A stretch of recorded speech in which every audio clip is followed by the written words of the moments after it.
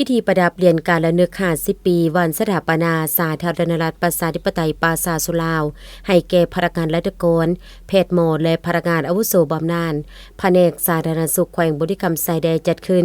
ในทายทิศพันมณียุทธีสโมสรเมืองโดยให้เกียรติเข้าร่วมของทานบุญเลี้ยงดวงสะเภาทองห้องคณะกรรมการปกครองแขวงมีบรรดาพนักงานราชการแพทย์หมอ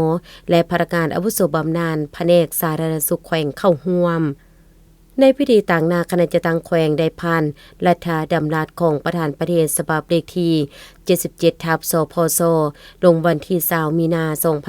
2025ว่าด้วยการประดับเดือนการระลึก50 ปี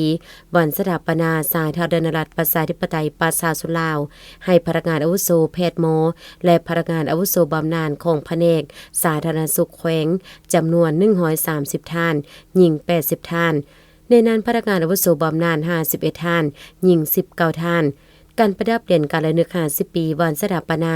สาธารณรัฐประชาธิปไตยประชาชนลาวให้แก่พนักงานราชการแพทย์หมอและพนักงานอาวุโสบำนาญของแผนกสาธารณสุขแขวงเพื่อหวนคืนถึงวันมหาไสยชนะแห่งการปฏิวัติศาสตร์ประชาธิปไตยและนึกถึงผลงานและการเสียสละอันยิ่งใหญ่ของประธานไกรสอนพรหมวิหารประธานสุพรรณวงศ์บรรดาผู้นำนักปฏิวัติวิรชนสมาชิกพรรคพนักงานตลอดฮอดประชาชนลาวบรรดาเผ่า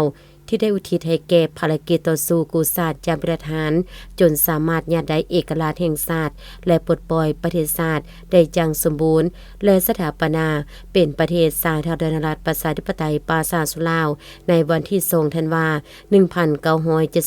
1975ให้เกียรติประดับและมอบเหรียญการระลึก50 ปีแก่พนักงานราชการแพทย์หมอและพนักงานอาวุโสบำนาญแผนกสาธารณสุขแขวงในครั้งนี้โดยเป็นทานบุญเลี้ยงดวงสะเภาทองรองประธานคณะกรรมการปกครองแขวง